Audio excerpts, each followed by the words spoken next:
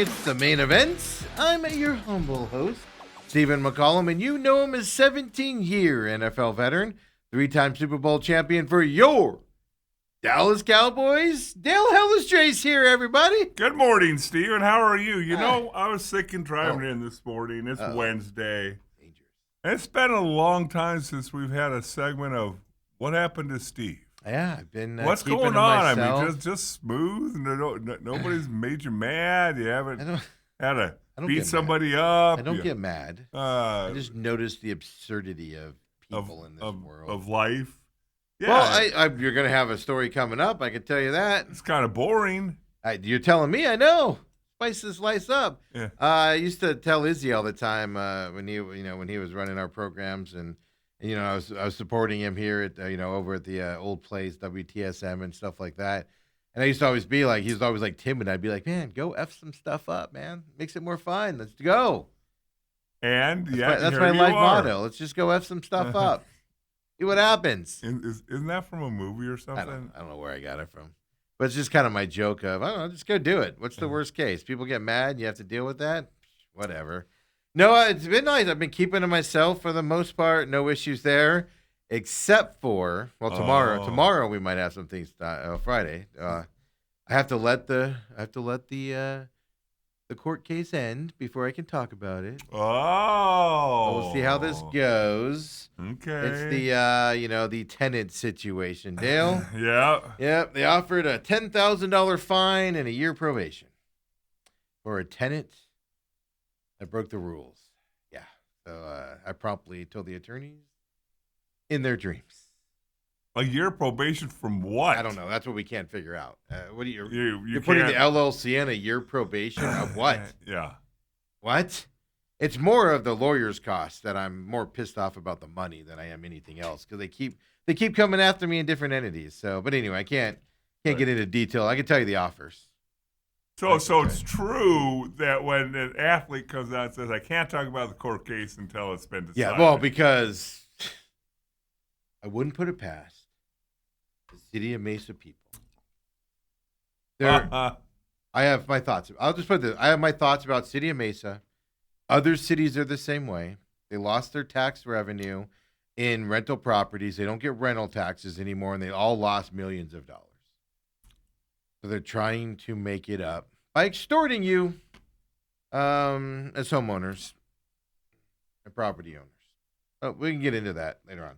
Because if I say my true thoughts right now, I'm just going to make them angry if they just by chance stumble upon this. That's why you can't talk about it, because you could just say something and then they take it, or you make them mad and then they're like, we're just going to go after them even worse. But trust me, I'll have plenty to say coming up. All right. I won't even try and lure you No, in. because I can't. I tell you this, if they ever put anything in front of me saying do not discuss, nope, we're still negotiating, because there will be a discussion afterwards. So I promise you that right now. There will be no NDI or what is that, non-disclosure agreement, NDA. There will be no NDA in this process when it's all said and done. So Dale and Uncle Lou will get you through the show tomorrow, 8 to 10 o'clock. Yep. Make sure you join them. I'll be joining in from home, having some fun. Okay. Well, until I gotta do my thing. You got to do your thing. My thing. Okay. Go stand there. You get dressed up. You get put on a coat and tie. I always dress up. I don't know if I'll go tie or not, but I'll go dress up, shirt, my jacket, stuff like that. Yeah. I don't know if I'll go tie. I don't know. They always dress up the inmates when they bring them in for sentencing. Well, that's because they're trying to stay off death row or whatever. I'm just trying to get morons to realize that they're just you're saying too much. Scapegoating idiots. Let's move on to my great pick. I was talking about the tenant, of course. I was talking about the tenant. But no, that's why. But no, you're going to have another reason, Dale. The whole reason I got on this tangent was you're going to have another reason coming up.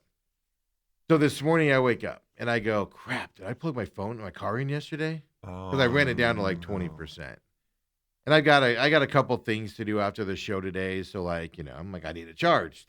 We did stop at a public charger yesterday, and we charged it for like a minute, and it charged. So public chargers work again. So that's good. That problem's solved. Yes, that helps. But my house doesn't charge it. Oh. I get up this morning, I check, and I'm like, crap, did I plug it in? So I load up the app, check it, and it says charging pause, 66%. So it did charge. But I'm like, what do you mean it's charged? It's supposed to be at 80 by now, whatever. So I run downstairs like, did I plug it in? Is the app wrong? Yeah. No. I get this big warning thing on my thing. Check your charger. Charging cable is incorrect. So now I can't charge it at home. At least last night it stopped charging at home. Yeah, so I got to message them today and be like, here's the error message I got, fellas. I think it's my home charger. I need them to replace it. But man, they're fighting me on doing that. The yellow light comes on still.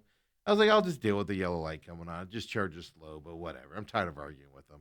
But this error today, I'm like, nope.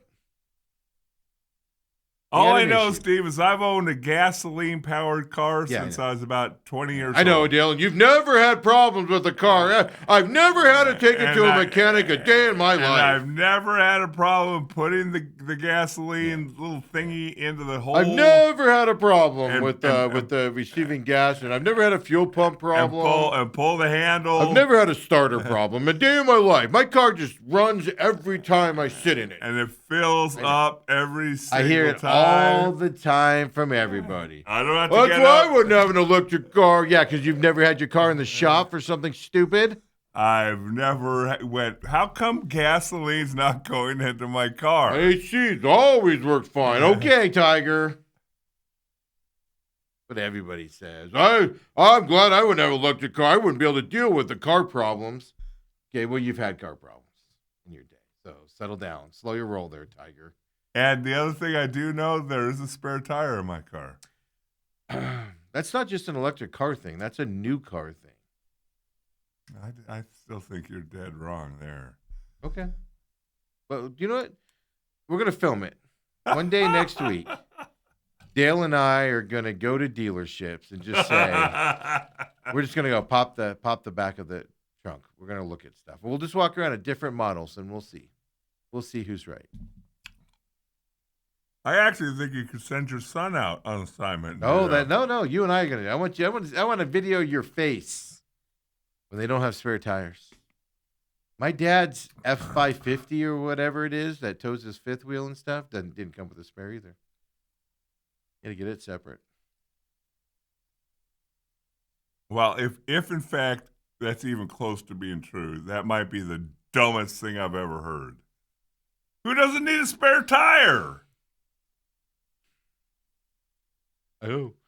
Well, I have an electric car. I've never had a problem with my gas car. My gas car's run perfect. I've never had to take it to a mechanic. I've never said that I've never had a problem with the car.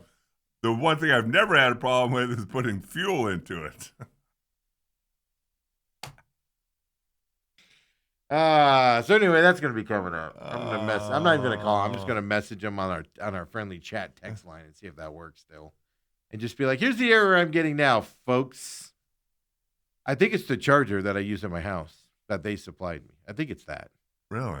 Yeah, I think it's that. It's just been acting weird. I've read online that a lot of people have problems with them. And I've also read online that they just don't want to replace them for some reason, even though it should be under warranty. Yeah. Well, I'm giving them enough proof now that, hey, guys, there's an issue here with this thing. Well, you could give that job to your son again. In the morning, he gets up 4:00, goes to public charging station. It costs money.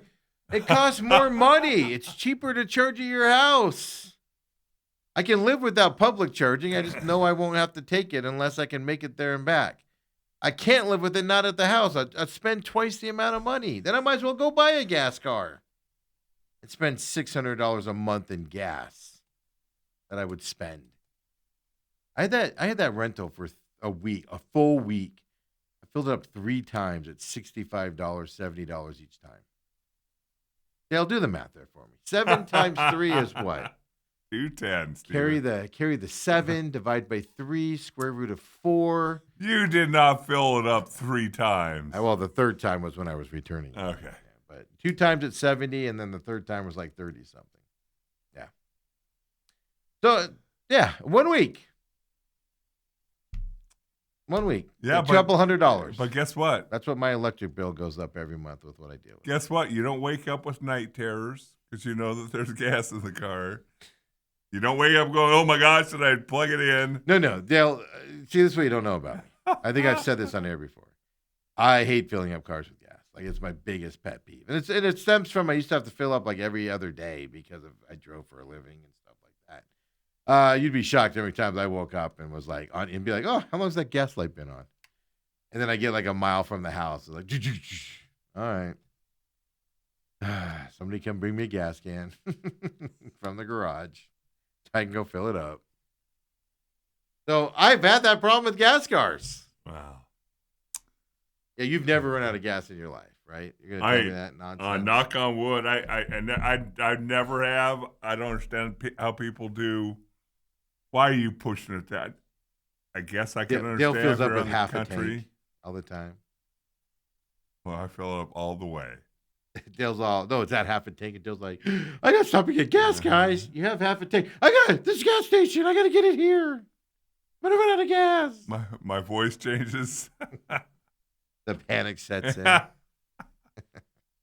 So you might have some stories coming up, is what I'm trying to tell you. Okay. You might have some coming your way here shortly and everything. Don't forget, tomorrow, no McCollum on business. I have my deal tomorrow during this show, but you and Uncle Lou will be here all day. Today, you're going to leave early because the big crybaby over there, KUPD, got mad yesterday because you're staying here tomorrow. So I have to loan you over there today, Dale.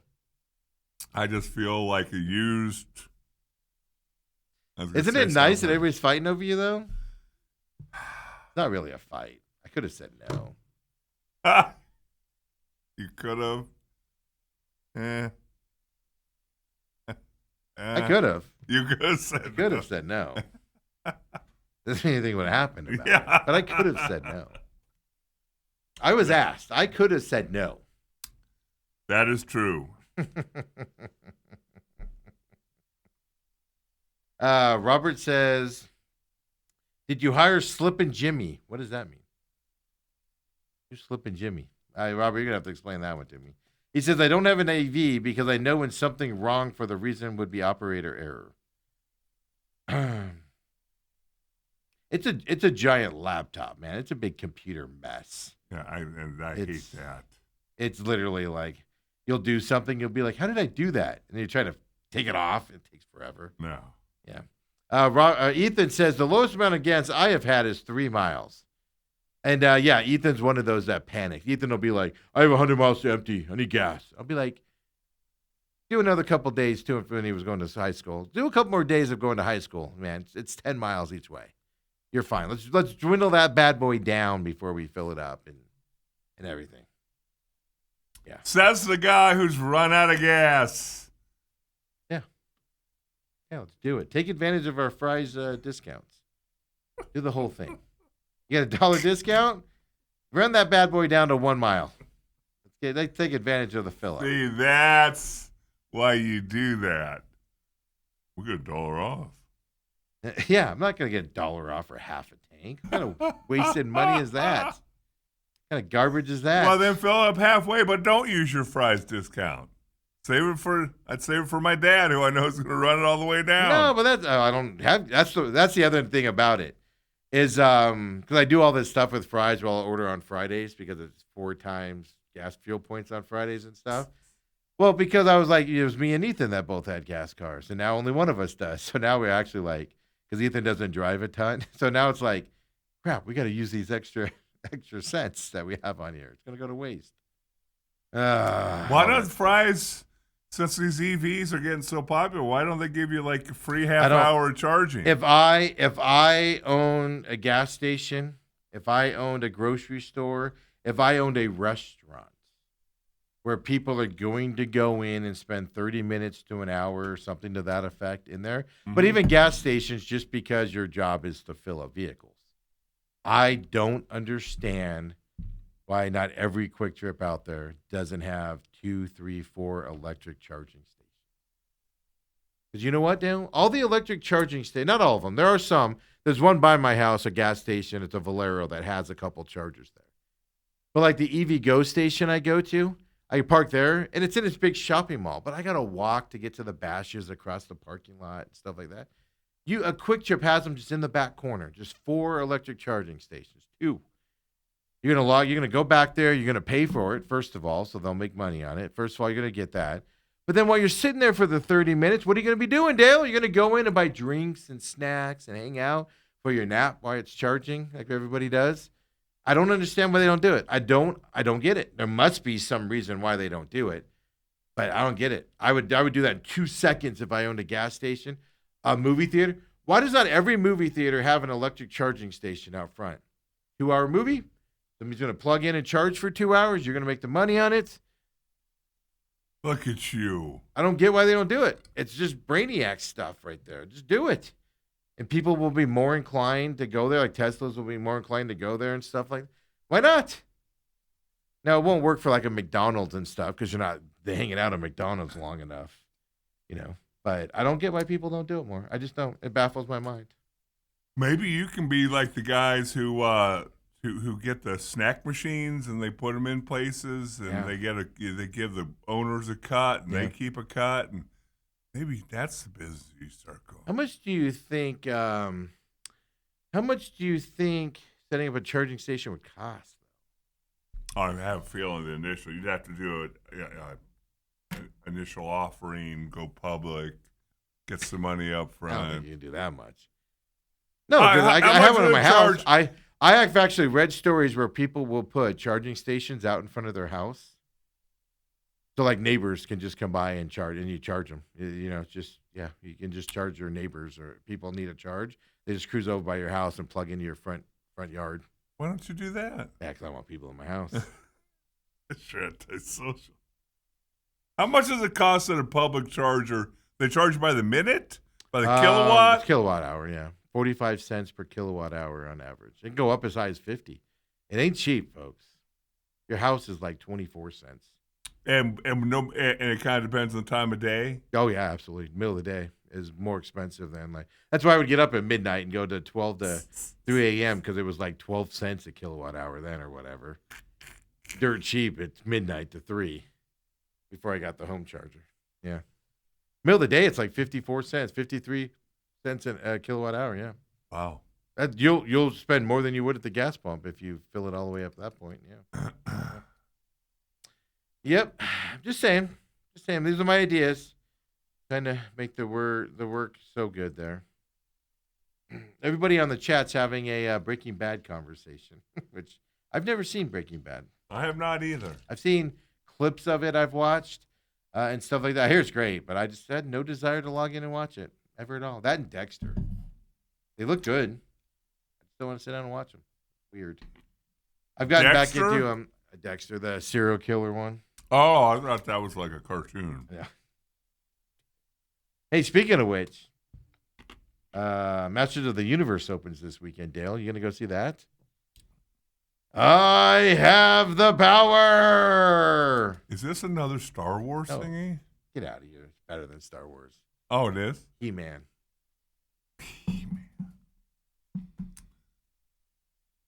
Star Wars. Get out of here with that garbage. Well, you've seen every one of those, haven't you? No, I haven't, actually. Actually, no, all the Star Wars ones I've seen. Yeah. Okay. I actually am mildly entertained by those. Oh, yeah, we just went and saw Mandalorian and Grogu a week or so ago when that came out. Who? Mandalorian and Grogu, Baby Yoda.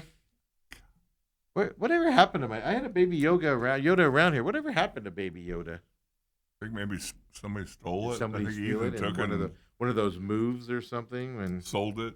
People didn't pay for the rental space and got kicked out.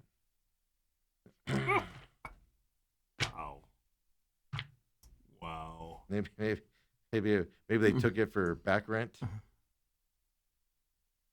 How about my Golden Knights? Dale's taking off today at 8:45 to go over to Holmberg, so we got it for a bit. Yeah, Knights. Told you. No, I told you. No. Dale's taking credit for this, folks. Come on. Because he said it before me yesterday. I did. But I had my bet in for this series. I have the Knights winning this series, plus, I think it was +1, +2. I guess I could look it up here. There's a plus number, obviously, for that. And then I took them yesterday for the series, for the game one as well as a plus number. Took that last night as well.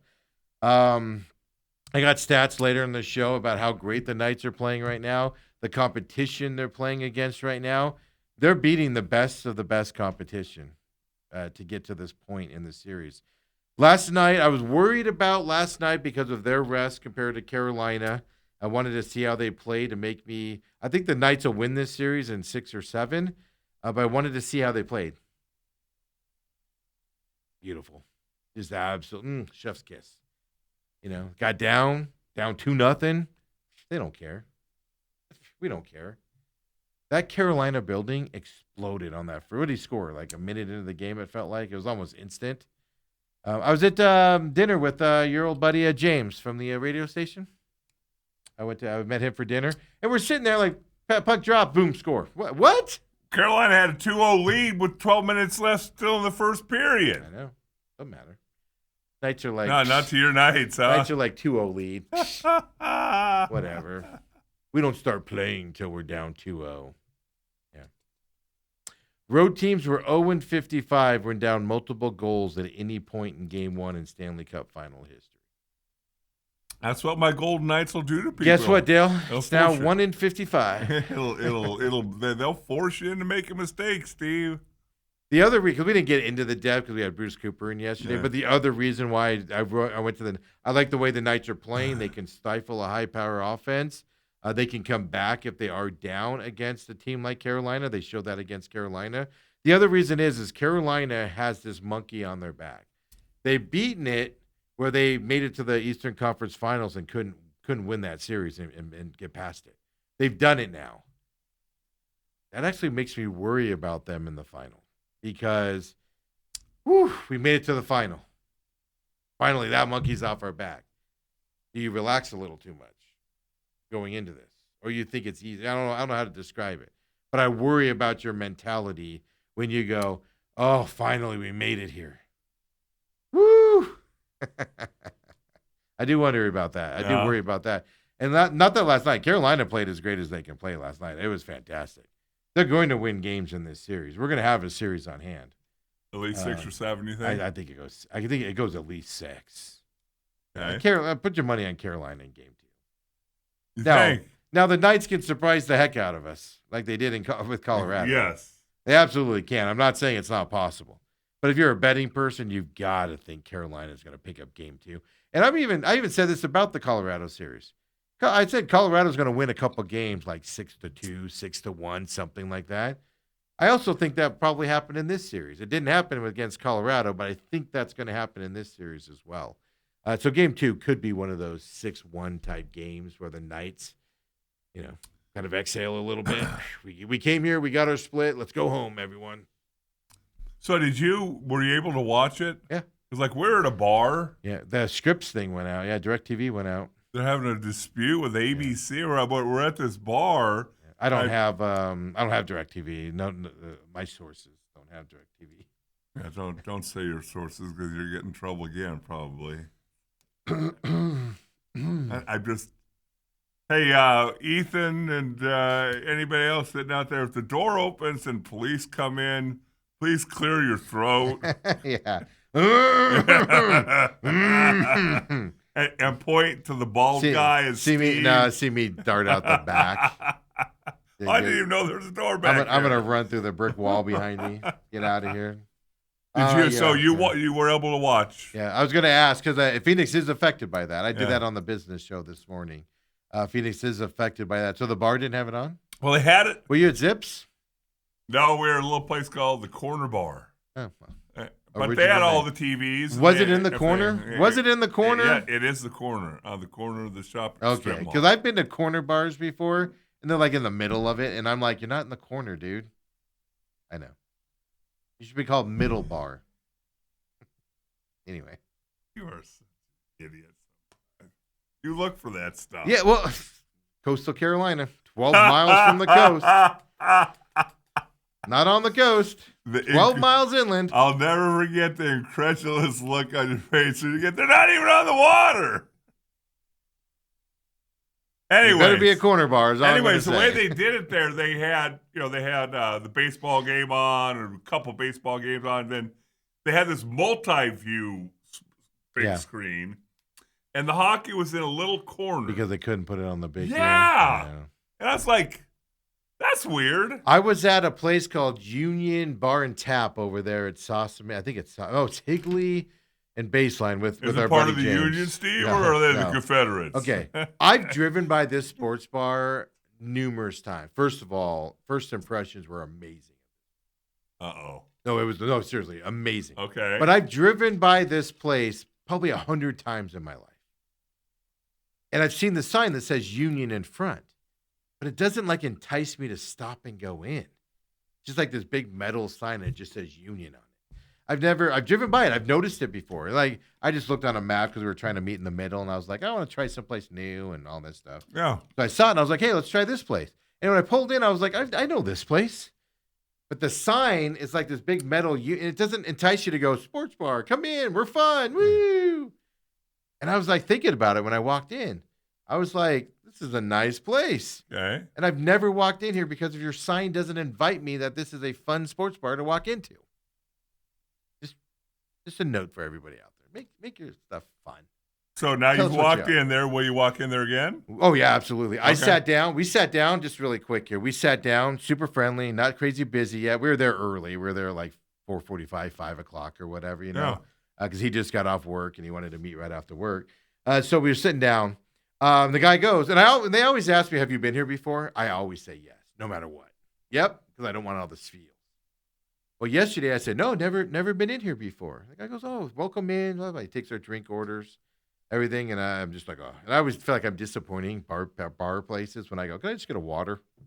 Yeah, you can feel a little air come out of the tires of the they're server. they're like, ooh, beer drinkers. All right, And I'm like, you can I got get a a water? $15 tab. So oh, no. We spent a good amount of money yesterday. Okay. Without alcoholic drinks. Uh-huh. It's not the cheapest place. So the manager comes over and he brings us like a little appetizer. He goes, hey, it's your first time in here?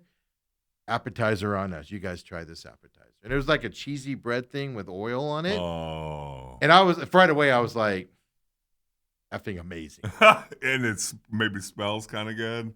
Yeah, oh no, it was Was good. it I had warm? it too. It was good. I had it too. I ate it. It was good. The cheese like melted off and you dipped it in the oils. It was fantastic.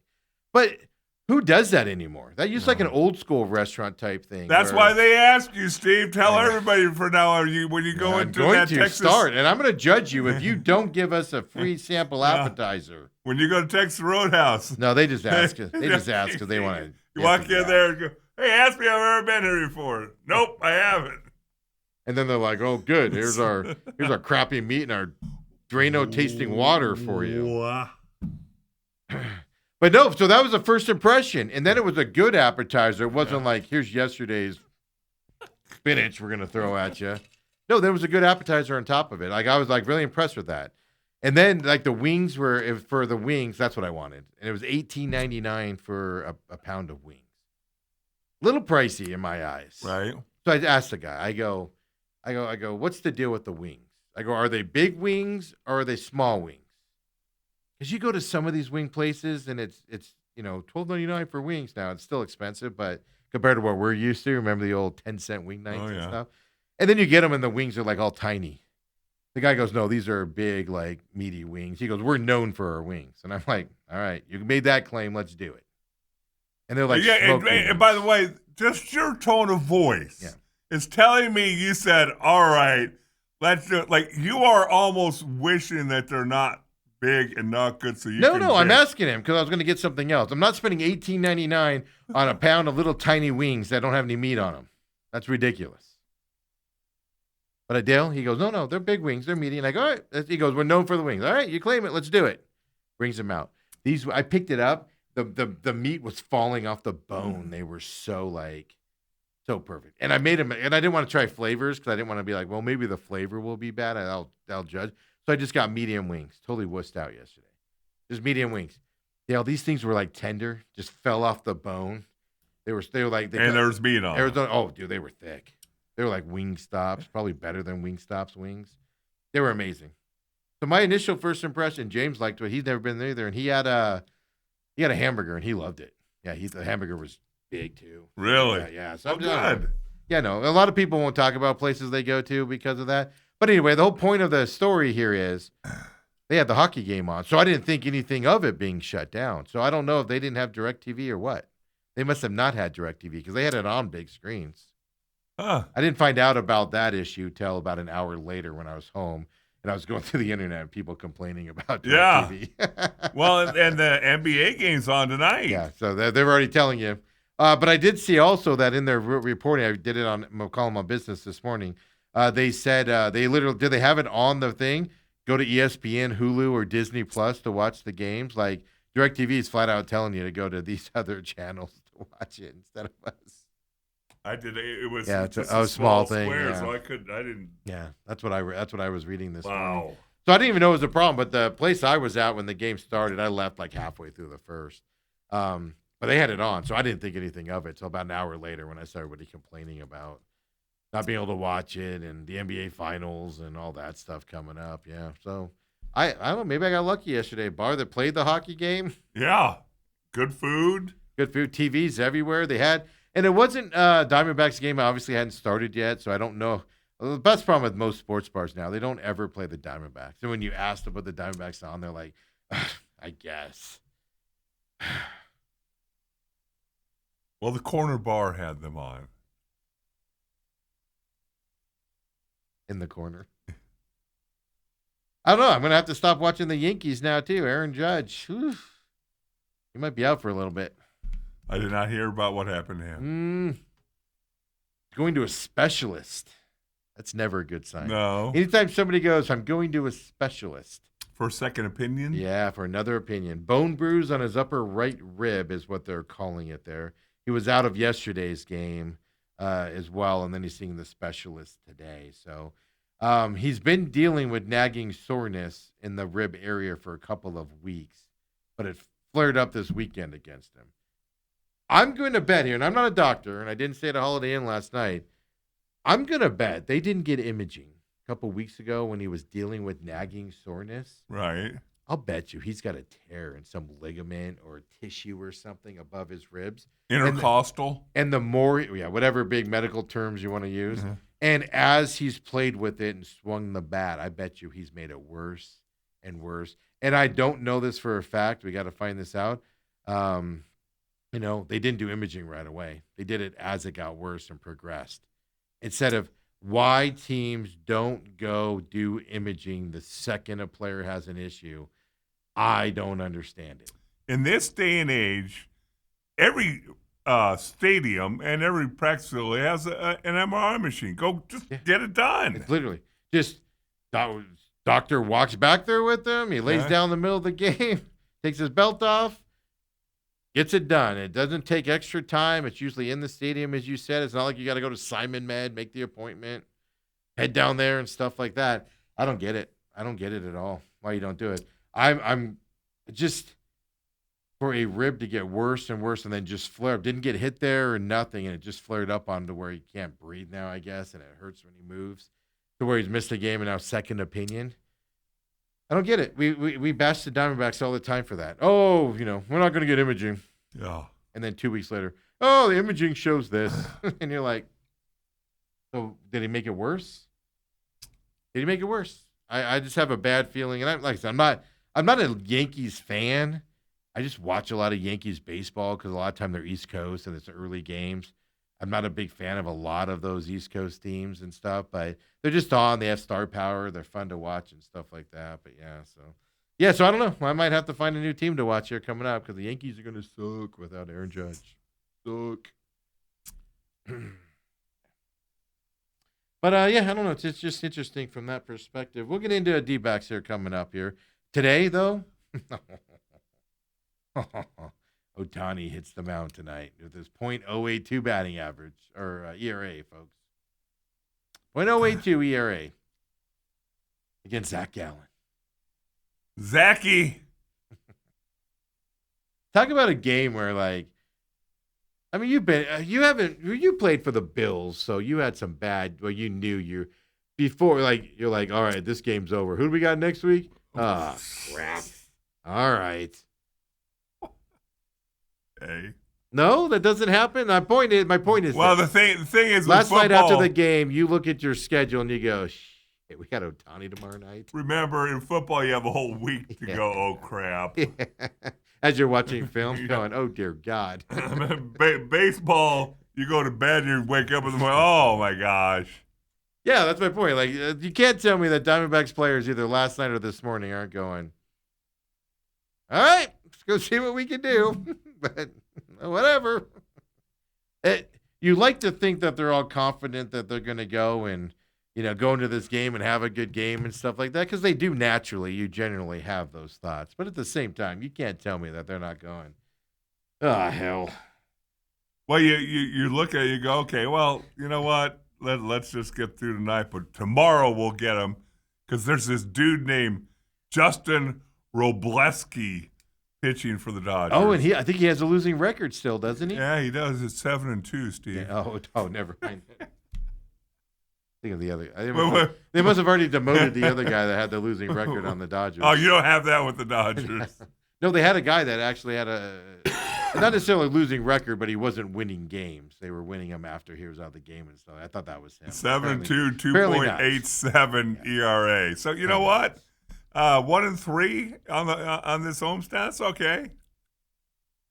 Okay. I would argue 1-3 against the Dodgers isn't a terrible homestand. I'm with you. It'd be nice if they could split. I'm not saying it would be nice if they could win 3. It's just probability of you doing that slim to none. And probability of anybody doing that is slim to none. Now, teams have done it against the Dodgers this year. It is possible. But you're not going in thinking it's happening. To me, if you do that, you're like, whew, all right, we're better off. Let's keep going now. But I just go into the Dodgers series, and I'm just like, all right, losses. If you win a couple, perfect. That's my defeatist attitude.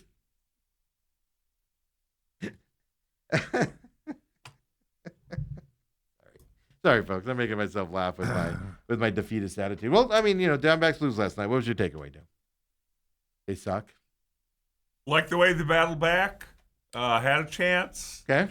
Positive for Dale there? No, you're right. 6-5 after being down, 4-0 after 2 innings? And I like the way the pitching came through after giving up 4 runs early, first 2 innings. Settled down. And got through 6. Mm-hmm.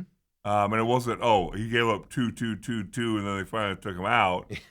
He kind of figured it out as they went along, which I think is always a sign of good things to come. So I think that's more impressive than anything, because generally the more you face a team, the more they get your behaviors, and they're harder to pitch against. Right. And he did the opposite. He struggled at the beginning and then figured it out and got better as he went on. We're talking about Soroka, who lost his 3rd game, 7-3 now. And again, when you just look at the scoring, first 2 innings are down 4-0, and it's like, here we go against the Dodgers again. That's exactly what I thought. Yeah. Well, enough of this one. Hockey time. WNBA, here we come. Yeah, the Mercury lost 6 in a row now. Let's watch them play. How did that team make the finals last year? It's basically the same team. Anyway, go ahead, Dale. I digress. So I was happy with where they battled back. Looked like they had a chance there in the 8th and 9th inning. It didn't look like it. They had a chance, but what let them down, Dale? I would say that some of your favorite players that you have bobbleheads of at your house, and I have a Carroll bobblehead. Yeah, but he got the scoring going. How about Cattell? Did you have there will be no Cattell Marte bobblehead in my house because oh my God, just imagine it probably wouldn't bobble. It'd be like the air conditioning's too cold. I don't feel like bobbling today. My back. Yeah, it's just. The sun was on me for 12 minutes today, so I'm not going to bobble today. Well, they got 11 hits.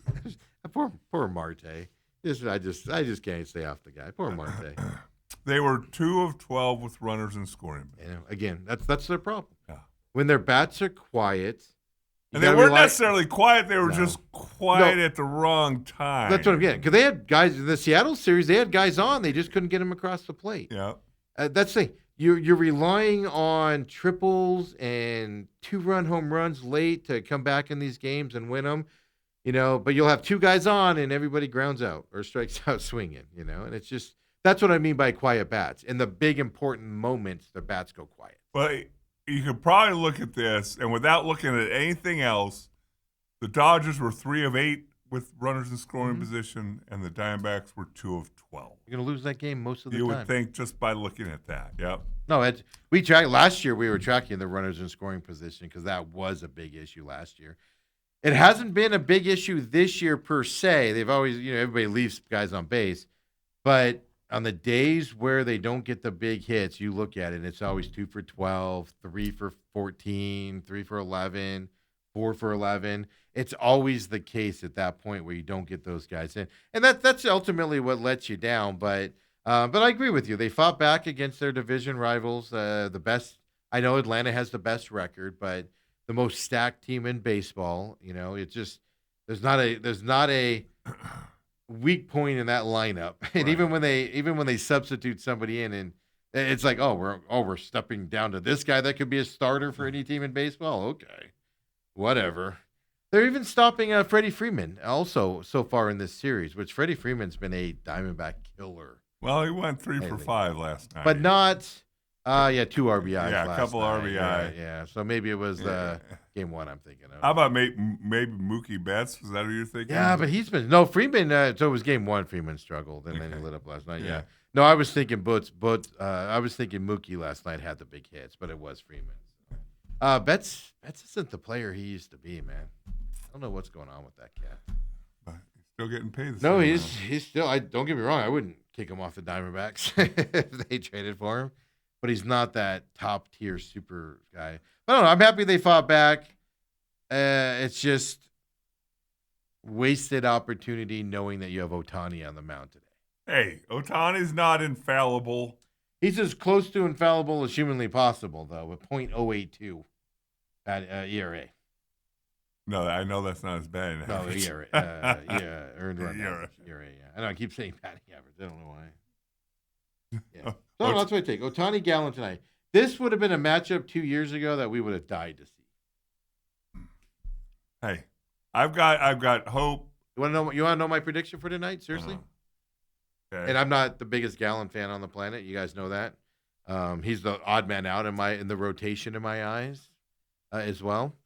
I think Gallen's going to go pitch for pitch with Ohtani tonight.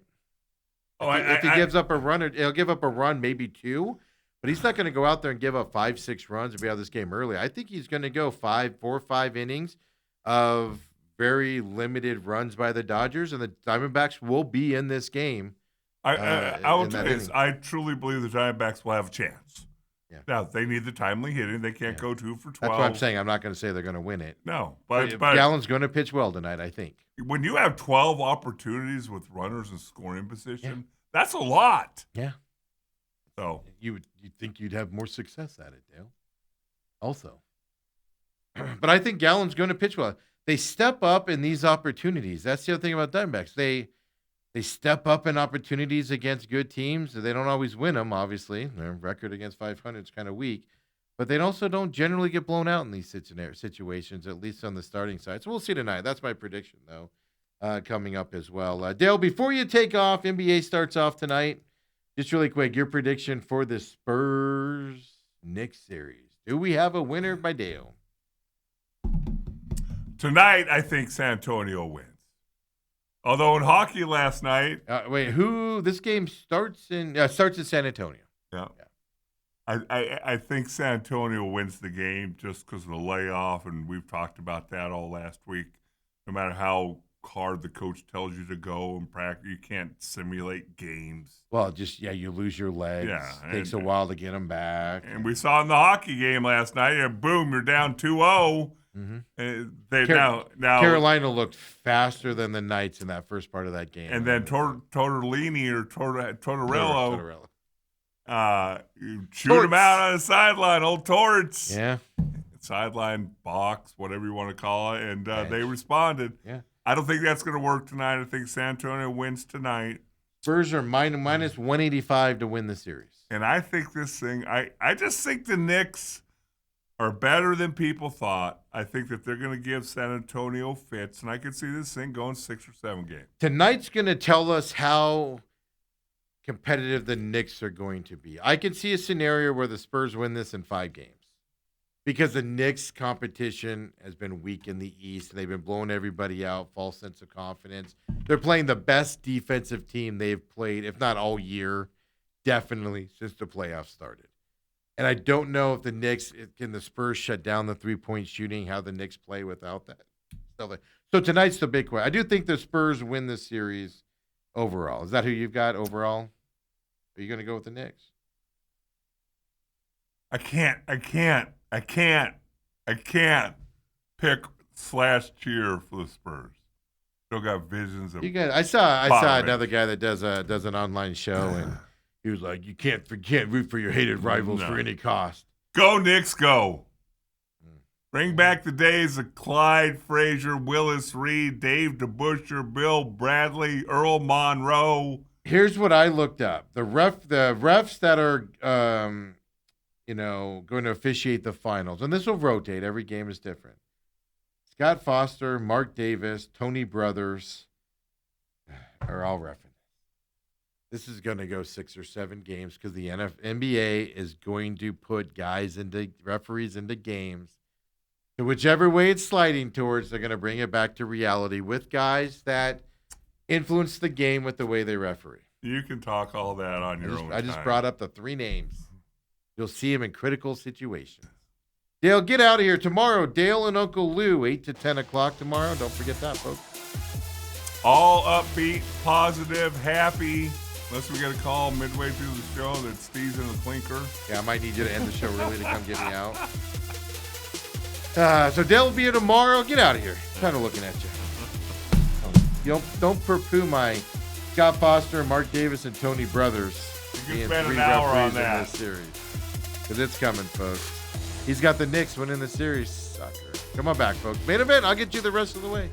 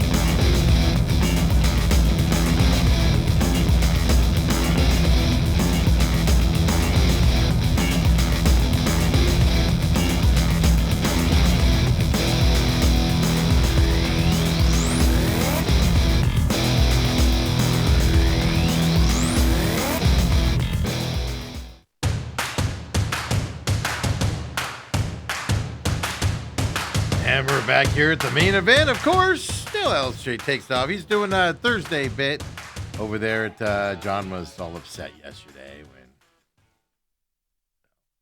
I was asked nicely if he can borrow Dale for today. So Dale's headed over there and, of course, be here tomorrow, 8 to 10. I will be off. No business show tomorrow. And, of course, not having but this show will go on from 8 to 10 live here on YouTube, TME Media AZ as well. We need to I'll get to the comments here in just a second, but we got to just as a thing that for Kobe and Ethan, because they'll be here tomorrow as well. Just need to keep in mind we need to figure out how to comments for the YouTube thing for those guys to look up and stuff as they're doing the show out there for everybody that comments and stuff. But Ann says, "What bar is this? Are you talking about the one I know I'm going back here now? Is you talking about the one I was at? It's called Union." Like gas and pub or something like that. Tap and I don't know. Unions. Higley US 60, across from there's a big home store right there on that side. It's on the right side. If you're going down Higley from the US 60, it's on your right hand side. There's a Dairy Queen right there, across from the Cracker Barrel, the Rudy's, and that stuff. I believe is where was that? Right by that Banner Hospital. For people that want those good stuff and that stuff as well out there. Robert says, I have DirecTV. I had to watch on the ESPN app. That's where they were referring everybody to as well. So, by the way, Ethan also says, Baby Yoda is back. I'm in the editing room. He goes, want me to bring it during break? Well, look what he brought, folks. Down. Baby Yoda here as well. We got to get a thing for him so he's up high, so he's on the screen. But Ethan found Baby Yoda and Sparky, of all things, as well. So we didn't lose it in the other stuff that happened with the other entity that we were a part of there for a while. So Ann says, I think Tommy Troy's broken bat hit would have been a base hit and would have scored a run or two. Yeah, that was an unfortunate thing. And I mean, you see that. I think Torey Lovello, I watched some of the press conference afterwards. I didn't catch it all. But yeah, he even said that. He said, we're just having some bad luck at times out there. Perdomo's bunt. You know, Torey Lovello said that's a judgment call. You need to make sure you do. If you're going to make that play, you need to make sure it happens. You know, instead of the way it went down when he bounded it too far and was able to go get out at that point and stuff. And then Robert says, this is where not having Channel 15 is a blessing. Is that the ABC channel now? I haven't had cable in so many years. I don't even know what channels there are anymore. Other obviously Channel 10, because those are in the deal. But I'm assuming that's still the ABC side as well. So don't forget online. Check it out. TME Media AZ. We're live there. McCollum on Business, which is dark tomorrow, but it'll be back on Friday. Live there. You can make your comments right there on the chat as well, and then even here for the main event as well. We do have the pit stop coming your way later on today. We record that, put it up on demand as well. And don't forget, all of our programming is not just on YouTube there at TME Media AZ. Follow TME Media AZ as well on X, folks. That's just where we do the overall stuff of what's happening around here. The parent company, that's our company here, I should say, of all of our shows and everything as well. So it announces when shows are off, what shows aren't on, what we do around here, and things like that, because we do have some exciting changes coming up for everyone out there as well. And then don't forget, everything's over on Rumble, rumble.com/user/TME Media. The right above the videos, there's a channel button. Click on that. You can click on what show you want to watch and all the entities out there, and it'll be right there for you as well. Just easier because that main page is just what Rumble throws all the videos that we upload every day. But Pit Stop will be later today as well. And, of course, tomorrow, 8 to 10, Dale and Uncle Lou get you set up for the 2 hours of the show. It's going to be a fun day tomorrow watching them do their work. But just to wrap up on the Diamondback stuff here, you know, it's I'll put it this way. It's hard to get disappointed watching the Diamondbacks play the Dodgers because they're just not in their league. The fact that they won game one, they were in this game 6-5. There's no moral victories. But I like what I saw from the Diamondbacks, at least competing in this series. Because as I said, today, it's easy to go to the ballpark today and go, Otani's on the mound. We're not going to be able to do anything. Let's just get through today and try to rebound tomorrow. It's easy to think that way as a fan. It's easy to think that way if you're a player. And this team fights. They came back into this game, right, as well, being down 4-0 early. To do it. That's what I like to see. Because if you're going to fight and come back against the Dodgers, you should do it against all the other teams out there as well. As I said, Otani Gallant tonight on the mound as well. That game is 6:40 p.m., I do believe. Yep, 6:40 p.m. tonight for that matchup as well. One thing I didn't see last night, because I'm not going to lie to you guys, I watched a lot of hockey last night. Caught some of the later innings of this game when they were making their comeback. And even Robert says here, I went back and kind of saw what Soroka was doing and things like that. But Robert did say Soroka did battle. That triple by Otani wasn't a bad pitch. It was just because he's stinking Otani. Yeah, it doesn't matter. You can throw a pitch completely out of the strike zone and Otani can still launch it. someplace as well. It's just nauseating as well. Robert does say at least all the games against LA are tight. Have to think some will start to go the D-backs way. Look, Dodgers with all their talent are beatable. They are. You got to fight to get into it. Now, when you have to come back from a 4-0 deficit, it makes it harder, right? If you're like we saw in game 1-0 ball game. You can come back from a 1-0 ball game against the Dodgers and win that game. You can. Being down 4-0, you're expending so much energy, and they have enough pitchers to where if a guy's struggling, like last night, one pitcher gave up 3 earned runs in that one inning. Dodgers are able to pivot off that. Hurt was 3 earned runs last night. You're able to pivot off that guy pretty quickly, right? If you have a big lead. If it's 1-0 and a guy gives up a 3-0 lead and you have a 3-1 lead, that's a different situation, thing. So I don't know. I just feel I have no basis behind it. I'm not a Gallen fan in terms of the way he's pitching right now. I think he's the worst pitcher in this 5-man lineup. Doesn't mean he's terrible. It just means I think he's probably the worst pitcher in this 5-man lineup right now, and stuff like that. He can go and start on other teams. I think he's more of a number 3 pitcher right now, maybe a low end 2, and things. But I think he's going to come in tonight and compete against Ohtani. Competitive juices come up in here, and stuff. He'll give up a few runs, but it's not going to be a 6-0 ball game after 2 or 3. I don't think they're going to be in this game. Now they just have to go out there and win the game for him and stuff to that effect, from that side from Major League Baseball. The second hour coming up here, we're going to talk NFL stuff.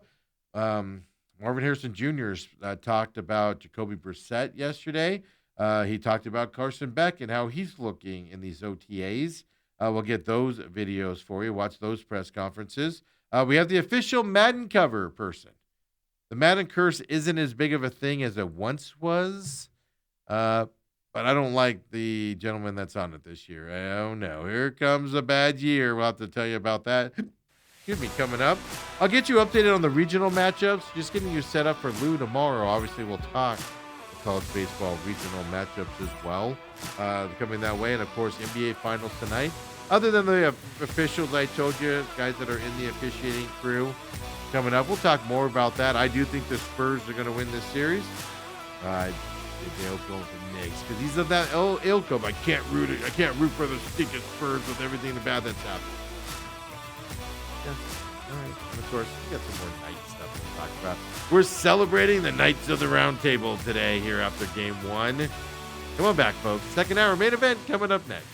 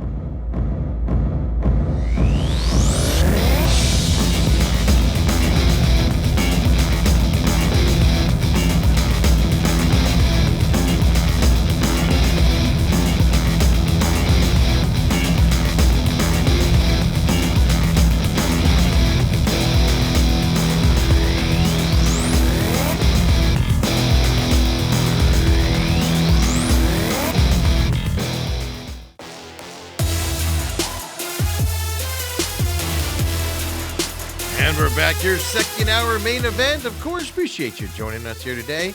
It's Wednesday, and Dale took off a little bit early. We're switching Thursday for Wednesday with us loaning him out over there to John Holmberg and the Holmberg Morning Sickness. John asked if he could come in on Wednesday this week. Since Dale's going to be here tomorrow with Uncle Lou for the whole 2 hours. I'm off tomorrow, so no McCollum on business tomorrow as well, but I'll be back on Friday. Fingers crossed. I'll be back on Friday. It's all programming on Friday, just like normal as well. So you get Uncle Lou for 2 hours tomorrow as well. Don't forget, you can hit us up on the chat on YouTube. All of our programming live here on YouTube in the morning times. You can join that chat, of course, and then you can text us 623-252-6670. I did get a few more for whoever it is that's texting in. Fire Tori Lavello. It's Tori's got to go, is what they say. It's been less and less every day now, as I don't know if I doubt they've gotten on the Tori Lavello bandwagon, but even I would admit, like, it's after that run here at home against the Giants. I have my complaints about him still, right? And I don't think he's the guy to get the Diamondbacks to a championship. But it's hard to say he's got to be fired with this run they've been on. And we can nitpick and do all that stuff, but I do find it funny how that's even quieted down a little bit online from what I've seen as well out there from that perspective. Of course, you can always tag us, TME Sports Show as well. Anytime you're catching us, whether it's live here on YouTube TV or YouTube, TME Media AZ, or whether you're catching us on demand later in the day as well. On the podcast systems, which you just search TME Sports Show, which is the same as the X handle, or just type in the main event with Steven or the main event with Dale. It'll pop right up for you as well out there. You can reach out to us anytime there on X also, and generally respond pretty quickly on there, depending on what's happening throughout the day as well. I think I have, do we have the NL West standings? We can just wrap up baseball with this. Yeah, MLB NL West is what we need to put up there for you guys. Going into tonight's game with Ohtani versus Gallen here as well. Padres are on this big losing streak. They're 3-7 in their last 10. They've lost 3 in a row now as well. Basically, they're percentage points ahead of your Arizona Diamondbacks as well in the NL West standings here. And it's just the standings. The wild card is probably what we need to pay more attention to here for the Diamondbacks. Still way too early. That's why I'm paying more attention to the division side of things. Diamondbacks do still hold that third wild card spot right now, ahead of the basically half a game ahead of the Cubs and the Cardinals as well. The Cubs Cardinals are half a game back. The Reds Phillies are 1 game back for that third card. In a third spot in the wild card. Then the Washington Nationals are 2 back.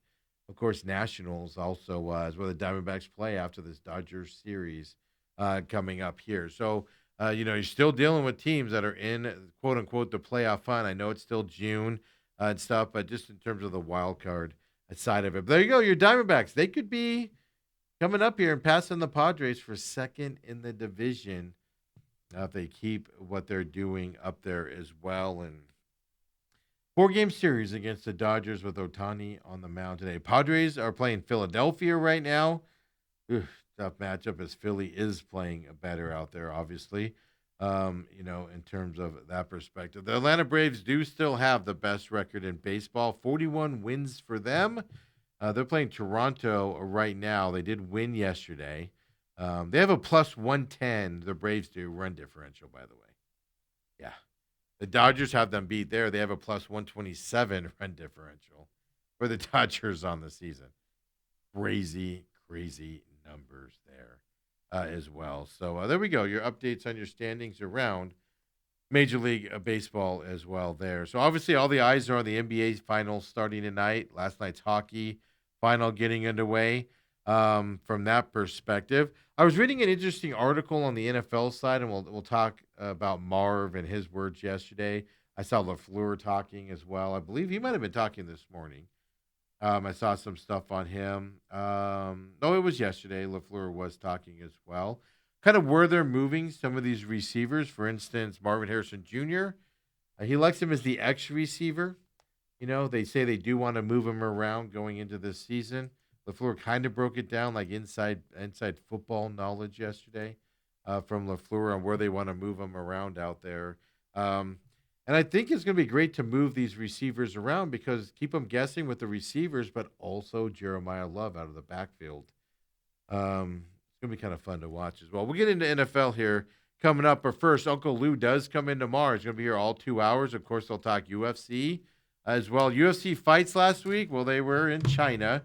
They were overnight. Like the main card started at 4 a.m. our time and stuff. So we'll get some. Dale will ask some questions on that. I'm going to leave some questions for Dale as well to talk about that. Then you got this weekend, June 6th. They're back at the Meta Apex in Las Vegas this weekend. Here 5 p.m. So they'll bring up this weekend. Muhammad and Bonfim. I think that's going to be a. I don't know if the fight's going to be fun. But I definitely think the main card there is something I'd pay attention to. Muhammad is a 125 favorite right now, and Bonfim, who I do like as a fighter, is a plus 105. Like right now, I would kind of feel like maybe that's the way to go. Brendan Allen, who I liked in his last fight, is a big favorite here as well as the second co-main event, I should say. He fought last October, November timeframe. I believe he fought De Ritter last year. I do like him as a fighter as well. So at least the co-main event and the main event in the Apex fight yesterday. But Lou will have more on that. The other thing Lou will talk a little bit more about besides hockey yesterday is just the super regionals coming up. You got matchups that you never saw coming before. West Virginia playing Cal Poly this weekend in the super regionals. Winners of these super regionals, it's best 2 out of 3 if you don't know. Best 2 out of 3 winners go on to the College World Series where 8 teams go in advance at that point. So West Virginia, Cal Poly's this weekend. I mean, Cal Poly getting there is unbelievable. And of all these teams here, you had the Florida Gators, you had Miami, Florida. You had Southern Mississippi, which was a huge favorite. Virginia in these two brackets, in these two regionals. 2 different regional teams in there. Big hitters here. And the teams that escaped out of these regionals was Troy, Little Rock. You have a super regional matchup of Troy and Little Rock, folks, for the right to go to the World Series. One of these 2 teams is going to get to the College World Series. It's fantastic because, you got the big boys out there, right? Like North Carolina, USC, beat Texas A&M and got through that bracket as well. North Carolina beat Tennessee, who wasn't very good in that bracket, and to get on to into this super regionals. You have Auburn playing Ole Miss, 2 SEC stalwarts battling it out. Of course, Ole Miss coming out of the Lincoln regionals there, which had Nebraska and Arizona State in it. They had to beat Arizona State in extra innings twice in order to advance, and then they got Auburn here coming up. Auburn had to beat that Dale's favorite team, Milwaukee. They ended up beating them in the final game of that regional in order to advance here against Ole Miss. Down the other side, you got 2 more SEC schools battling it out. Georgia's Mississippi State in a super regional coming up, 2 SEC schools. Then you got Texas, Oregon in that super regional. It's the Austin regional as well because they're the home team. By the way, the Troy Little Rock series, that's being played at Troy there for the super regionals. As well. That's fantastic that series is happening in Troy, smaller market, etc. But Texas Oregon will be a fun series to watch. And you got Alabama, St. John's of all schools. St. John's beating Florida State in order to advance to get here. Of course, Coastal Carolina, who's 12 miles from the coast there in Carolina, battling it out in northern Illinois. We're in that bracket as well. St. John's advancing, playing Alabama. And then you got the one that I'm really looking forward to, Kansas, Oklahoma in a super regional. I think Kansas is sneakily one of the best teams in college baseball.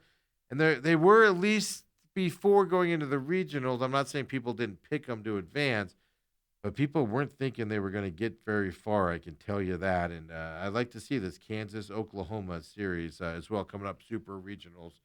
Starting on a Friday this week, I believe, is when it starts. Let me just look that up and make sure because it's best of 3 here. So, June 6th. Is that Saturday? Yeah. So Saturday, Sunday is what most of these series look like. I don't have the schedule. I have to actually click on it here. No, there's some that start on Friday. Cal Poly, West Virginia starts Friday, Saturday, Sunday. The big one I was just talking about, Kansas, Oklahoma, that's a Saturday, Sunday, Monday, if necessary, deal there for the College World Series. But Uncle Lou, of course, tomorrow, 8 to 10 with Dale, will get you updated and kind of his thoughts on what to look for this weekend. And he's got a lot of teams in play still still in play from when he told you look ahead to College World Series picks. First time in many a years. I don't know if it's ever happened. All teams that were in the College World Series last year, none of them returning this year. Whole new pack of teams this year. All 8 College World Series teams last year, including Arizona.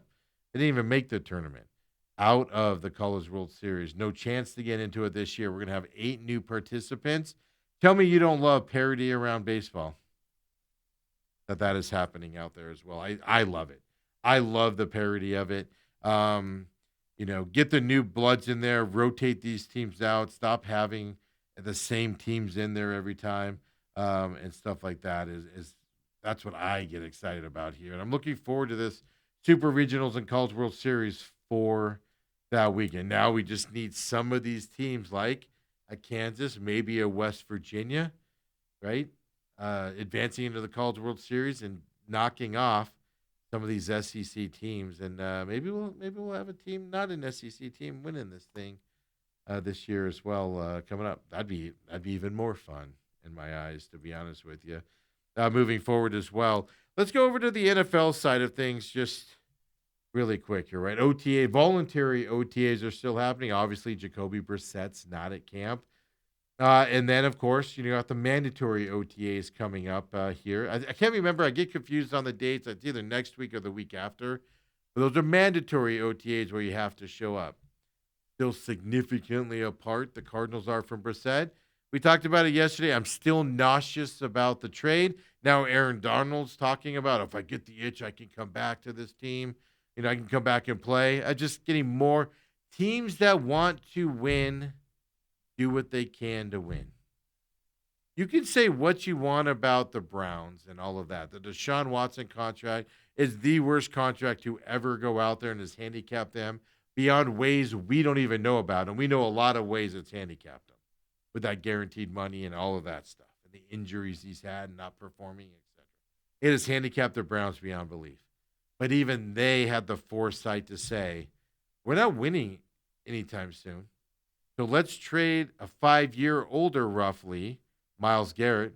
And let's trade him for a Pro Bowler, young guy that's going to become, I believe Jared Verse is going to become similar to Myles Garrett in the football world if he just keeps progressing the way he's progressing. And they went, let's get a couple years younger so we can time this up with Deshaun Watson getting an NFL contract.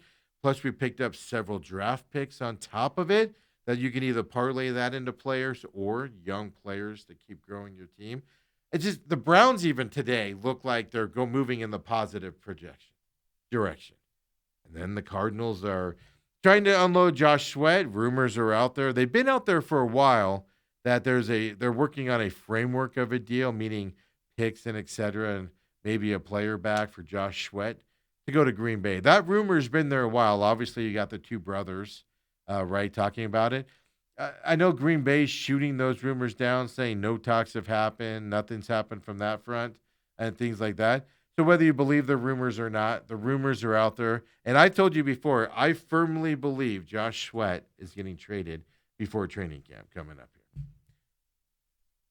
The rumors have been there. There's no positive proof, but the rumors are out there. He's asked for a trade after Gannon was let go.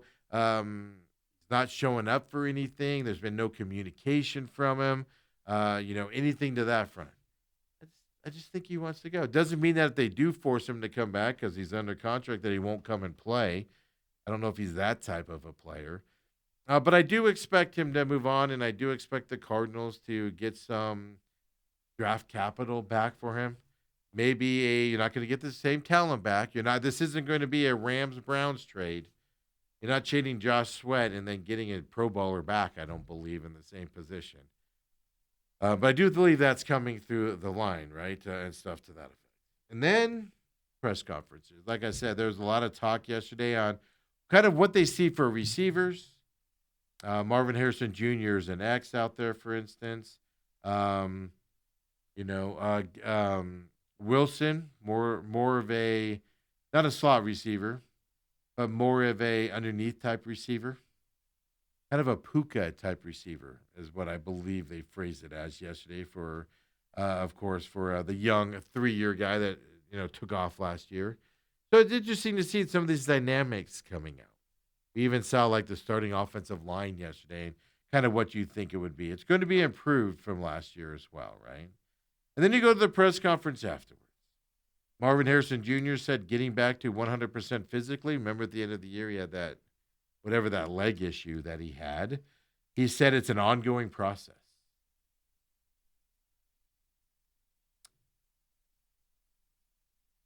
How bad was this injury? It's June, and it's still an ongoing process. Shouldn't that be fully healed by now? He says, I don't think it's going to linger into next season for sure. He added, nothing is preventing him from doing everything he normally would on the field right now. How is an injury that happened at the end of last year still an ongoing issue? I don't understand that. I'm not questioning his toughness. I'm not questioning anything like that. It's just it's an interesting dynamic. Carson Beck has been working with a third-team offense here. Now, it was open to the media the last couple of days. It is closed to the media, I believe, today. And then, of course, mandatory OTAs, I don't believe are open to the medias at all as well. But then Marvin sits down. Mr. Harrison Jr. sits down yesterday and talks to the media. He was asked about Jacoby Brissett specifically. Let's listen to Marv on Brissett. Not much. Obviously, he's got to kind of have to be here to do that. But I'm all in support of, kind of what he's doing. I think, he has to do what's best for him and his family. And so, yeah, that's kind of what I would say about it. Yeah, I mean, he ain't wrong. Hey, what's it, new offense, new route running? How's that chemistry going in the offseason? It's not. He's not here. He's not wrong. But, and this is an interesting dynamic about professional players. We've heard Dale Hellestrae told these stories before. They don't get in the way. If guys want to hold out, they don't fault them. Hey, it's about your money. It's about your family money. Players don't get in the way of that. And you heard him say that. He supports him trying to get more money, trying to do what's right for his family off the field and things to that effect. That's an interesting dynamic, right? Because it's easy to go, why aren't you in here? But your day might come where you might need to sit out and to get some paydays and stuff like that from that. But yeah, he's not wrong. It was a little stark. I saw some people, before I watched the press conference, I saw some people kind of acting like what he said was like a shot about Jacoby Brissett. I just took it as he ain't wrong. It's hard to get chemistry with a quarterback in a new offense if he's not there. Now, do you hear that all the time from quarterbacks? Absolutely not. Kind of a new deal. But there, Robert says, Marv was very passive-aggressive, but doesn't say much for the relationship from last year. This is what we're going to find out this year about Marvin Harrison Jr., Robert. He always, when passes weren't where he wanted to be, where he excelled, let me put it this way.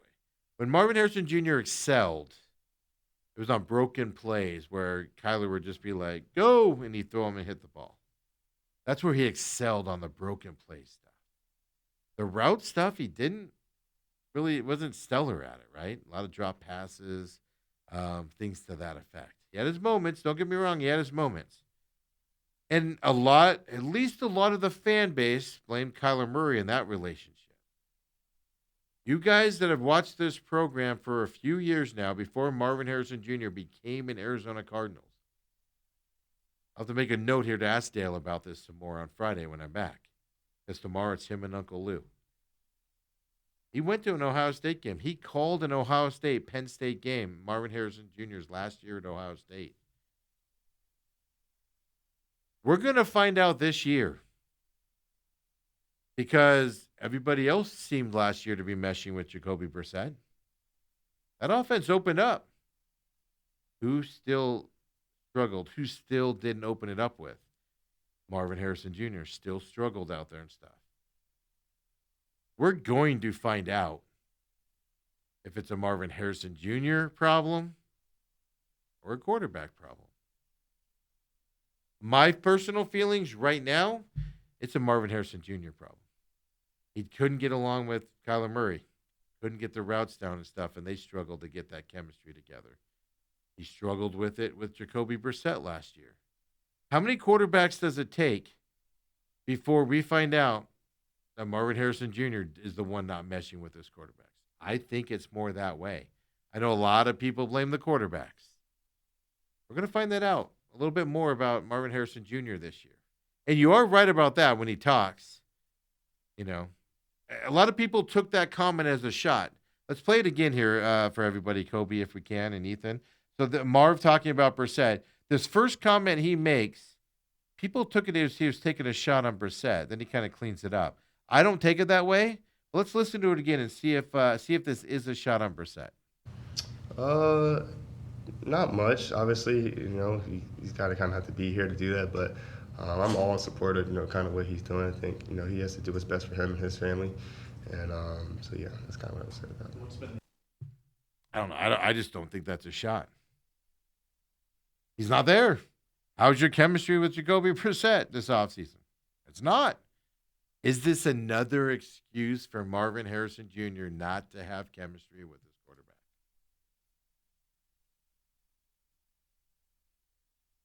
I get it. Probably at least half the fan base is going to blame the quarterback situation for Marv not performing. Half the people are going to blame Marvin Harrison Jr. Does that switch a little bit? I tend to focus on the receiver a little bit here. But we'll see. We're going to learn that about him this year. But then he went on later on. He was asked about Carson Beck and how he's performing in these OTAs and how he's working together with him and everything. Keep in mind, right, third-round draft pick, Carson Beck. A lot of people want to see him at some point be the starter on this team this year to see what he has out there. Because if you're 1-5, 1-6 to start the season, you're going nowhere. Why keep playing the guys that aren't getting you anywhere and just see what the young kid has, right? Here he is, Marv on Carson Beck. Great, man. He's a baller. I love that he kind of goes out there and just kind of has an attitude that, he has a lot of confidence in himself and he kind of can make any throw he wants to make. And I think I definitely admire that about him. He works very hard. Yeah. Did you notice something different there? Robert probably noticed it because he noticed the Marv was very passive-aggressive in that first time. I want to play the first video again, Marv on Brissett, if you guys still have that, Kobe. Watch the body language now. Forget about what he says. We don't even have to have the sound on. Not much. Obviously, he's got to kind of have to be here to do that. But I'm all in support of, kind of what he's doing. I think, he has to do what's best for him and his family. And so, yeah. Did you see his body language?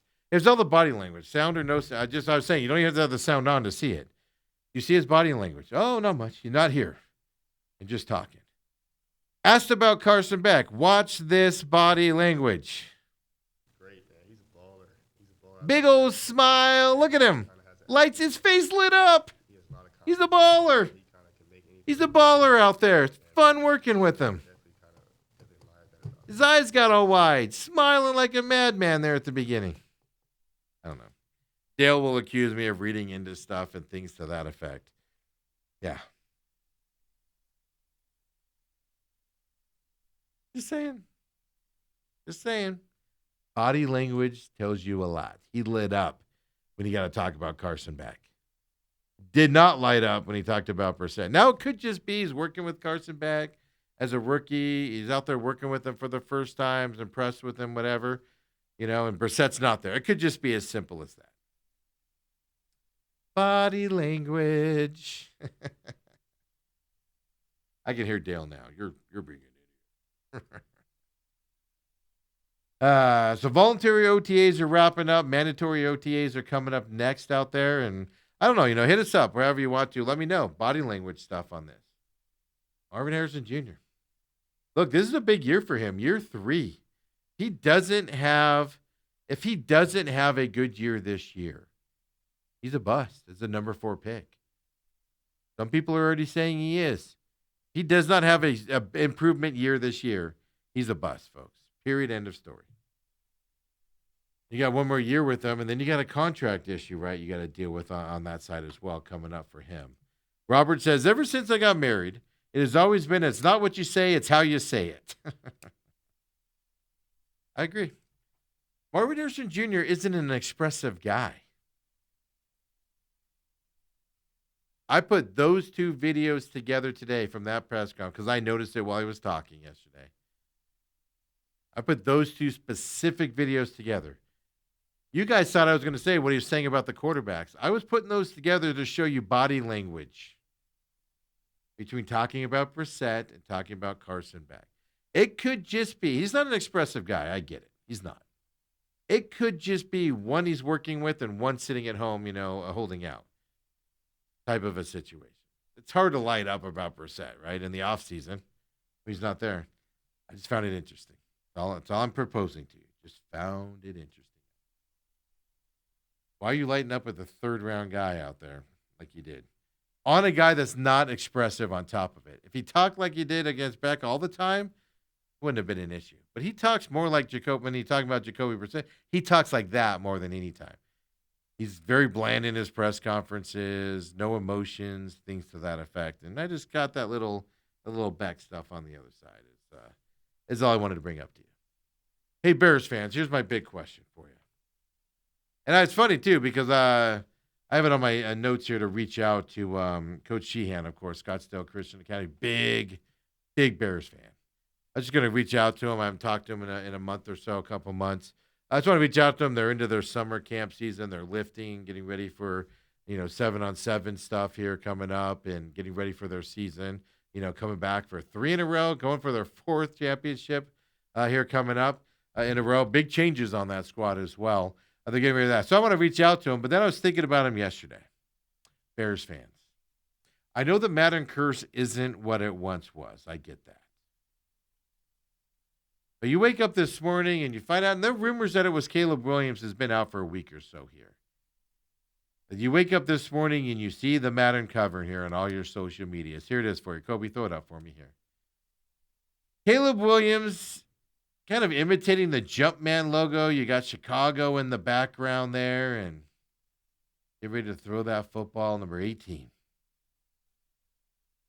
How you feeling? How are you feeling today if you're a Bears fan? Are you ignoring the Madden curse? Are you hoping, that doesn't matter anymore? We've kind of overcome that. Not a big deal anymore. Or are you like, oh, crap. I do think the publicity, especially with young quarterbacks, I like Caleb Williams as a quarterback overall. He's better than average, but he's not a top-tier quarterback yet. He had a great year last year. Can he improve on that? What has he done to be the cover guy after one good year last year? Yeah, and what I mean by that is, I know you're going to go, what are you knocking Caleb for, Steve? What are you knocking him for? Just he's young. Young guys on the cover I'm more worried about than I am like a Patrick Mahomes. A running back like Saquon Barkley, who's been in the league a long time. Younger guys, right? Mad's a big deal to them. I do worry about that a little bit going into it and everything. But I don't know, Bears fans, it's up to you to tell me how you feel about it. I'm not a Bears fan by any stretch of the imagination and things. I know a lot of Bears fans out there.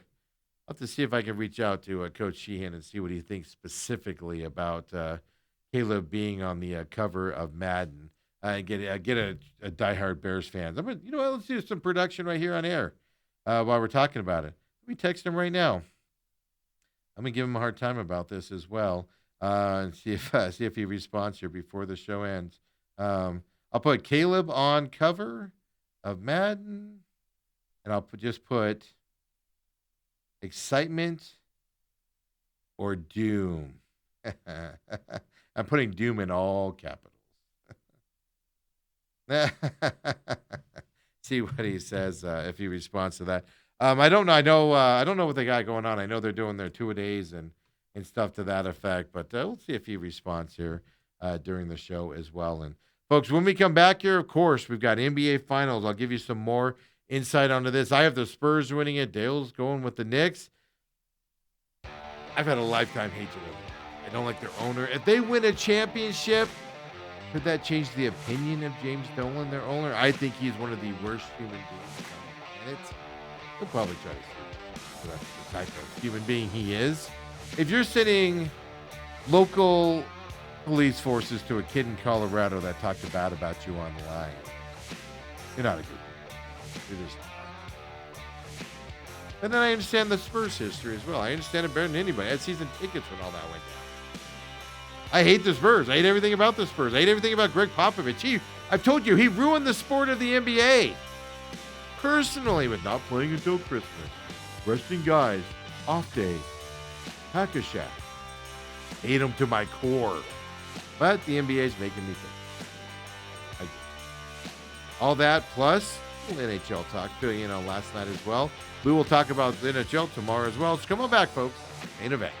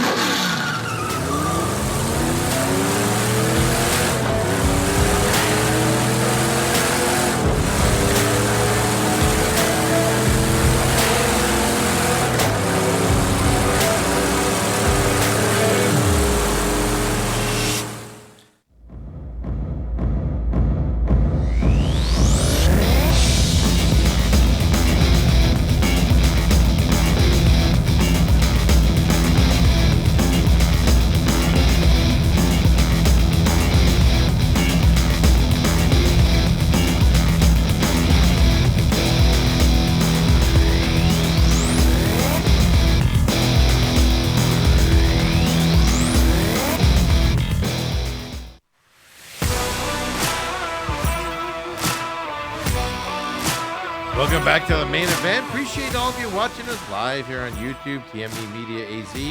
Of course, everybody on demand as well. Don't forget, Pit Stop coming up. It'll be up by 2 o'clock today. Sometimes we get it up around 1. It just depends on, after the recording, on getting it uploaded to all the sites. Everything is on demand at YouTube, on TME Media AZ, and, of course, over on Rumble, rumble.com/user/TME Media as well, folks, for the on-demand. And everything, including the Real Matrix, is on Rumble. Real Matrix is the only programming missing here on, of course, YouTube as well. So appreciate you however you're watching us, or if you're catching us on your free podcast systems.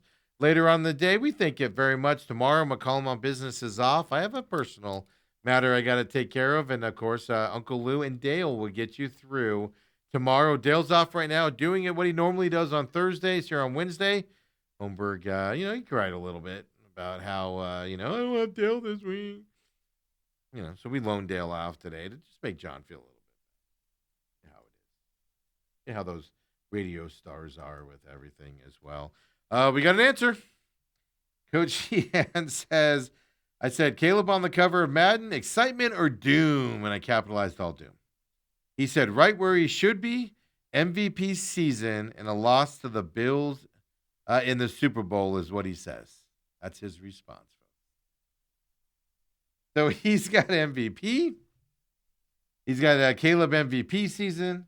Lost to the Bills in the Super Bowl coming up for the Chicago Bears.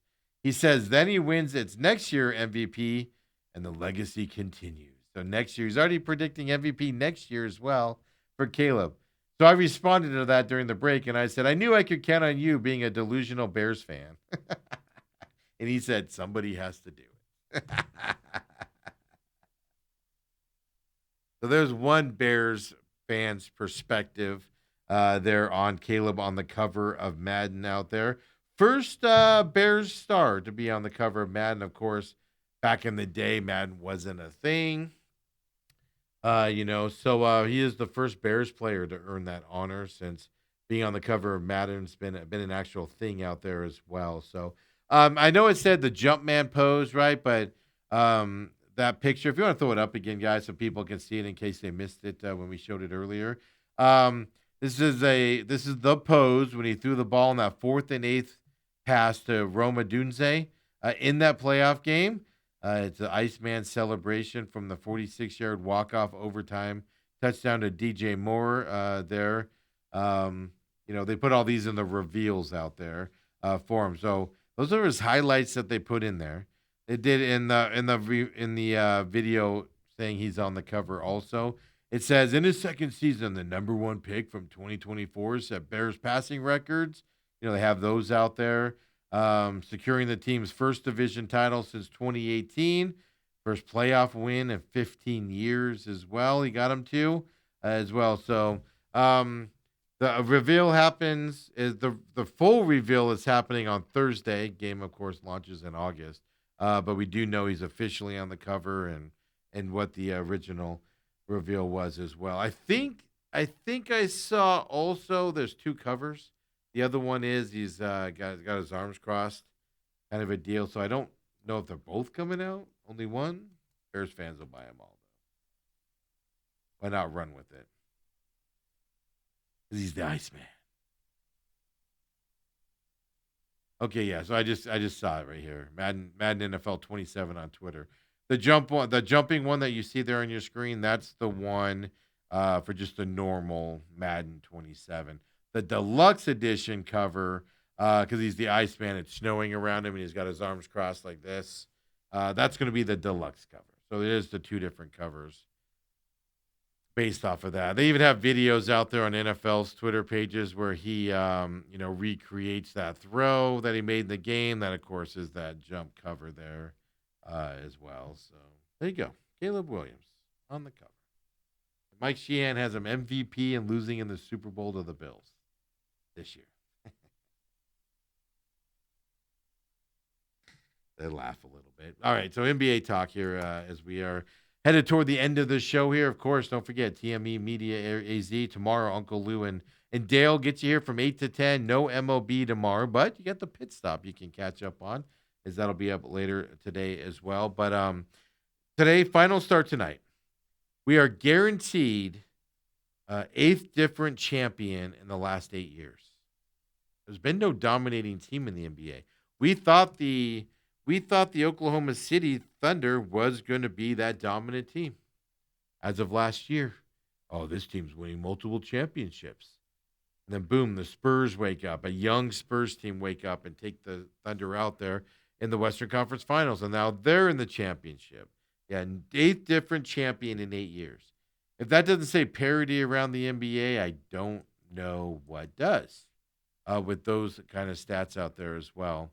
So tips off tonight on the deal. If you have ABC here in the Valley and DirecTV, well, you're not going to be watching it because they're in that carriage dispute. You'll have to find another way ESPN app or something to that effect as well.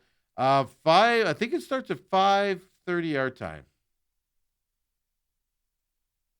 Can't read my screen. 5:30 or 6:30. Game 1 tonight. Knicks Spurs, of course, starts in San Antonio as well. I saw the amount of money, the average get-in price for Game 3, 4, and 5, which is in New York. We're talking, I think Game 3 is the most expensive. At least last I saw, like $5,400. The average get-in price for that game. It goes down for Game 5, Game 4, and Game 5 because obviously it could be elimination games, for you or whatnot. And obviously if the Knicks win a game in San Antonio, those prices could go up because they could close out the series in New York if they're able to make the run there as well. So I was reading a lot of stuff out there. I think the Spurs are winning this series. I could see a scenario where the Spurs win this series in 5. I could. I think the defense of the Spurs is going to cause monumental problems for the Knicks. The Knicks rely on those fast bursts. They go on 20-0 runs, 30-0 runs against teams because they can't stop the three-pointers and the fast outside shooting on the Knicks. I think the Spurs can shut that down. I don't see too many 20, 30-0 runs happening for the Knicks, at least overall in this series. I'm not saying they're not going to have one. I'm saying they're going to be limited compared to other series. For game one tonight, Spurs are minus 185 on the money line to win this game tonight. Knicks are plus 154. For the finals winners, Spurs are the favorite, minus 185 to win this series against the Knicks. They're plus 155 for the Knicks going into this series. I think the Spurs defense is going to be the biggest problem here for the Knicks. They haven't faced a defense like this since they probably played the Spurs or Thunder in the regular season. It's split 1-1, by the way, in the regular season, Knicks and Spurs. But regular season basketball is completely different from playoffs. Now, the Knicks are like a very contentious team, right? The Villanova kids all playing there in New York.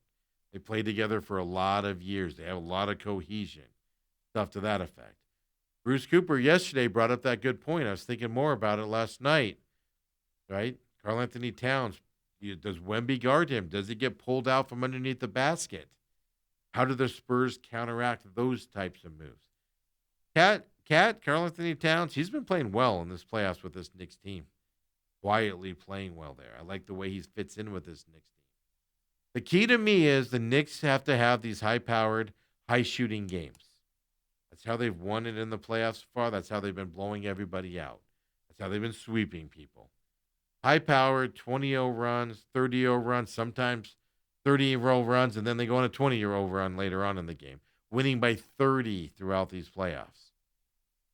No defense from the other team. And the other team missing shots. They feel like they have to keep up with them and missing them. I don't think the Spurs are going to have that pressure of hitting threes to keep up with the Knicks because they're going to shut down that Knicks offense a little bit as well going into that side. I can see a scenario where the Spurs win this in 5. I could. I think the Spurs are going to win in 6. I think it's just the defense, the length and the defense. I'll also say this. I also think the Spurs coaching staff is one up on the Knicks coaching staff. I think the adjustments that the Spurs are going to make are going to be greater than the adjustments the Knicks are going to make. I think that's also going to set them apart going to this. Now, I brought it up earlier. I do think it's going to be a longer series because, right, the finals refs out there. I gave you the top 3. And they're also the 3 longest tenured refs also, in the thing as well. Scott Foster is going to be a ref in this series. Mark Davis is going to be a ref. Tony Brothers is going to be a ref as well. John Goebel is going to be a ref. You know those names because they make the game about them at times. Bad calls, the way they call things. Other than Scott Foster, because I do believe Scott Foster did some dastardly things with his buddy, taking phone calls from the ref that got in prison for gambling and stuff to that effect beforehand. You can't tell me Scott Foster was completely innocent in that. He at least knew of it. Let's put it that way. Whether he partakes, another day. But everybody else, I'm not calling them cheaters. They just call the game of basketball a certain way. That certain way can manipulate the game. If the refs stay out of it, let physical basketball happen, kind of like Game 6 and Game 7 in that Spurs-Thunder series. I want to see the referees do that. If the Spurs have a 2-0 lead, look for the NBA to put in a couple refs, at least 1 or 2 that call close fouls. Put the Spurs into a little bit of foul trouble, right? Let the Thunder back into it. That happens. That's how you do it as well out there. How do the players react to these names as well? Right? What do the players think of the officials? May 4th, the Players Union released a tier system for how players view their officials. The union put this out. I did not see this anywhere out there. Seeing it from athletic reporting here today as well, is where we're finding this from the athletic side. Right? I said Tony Brothers. He's in tier 1. They consider him elite and top performers. I like Tony Brothers. Now, there's a lot of refs in that category. I'm not going to name them all. I like Tony Brothers as a referee.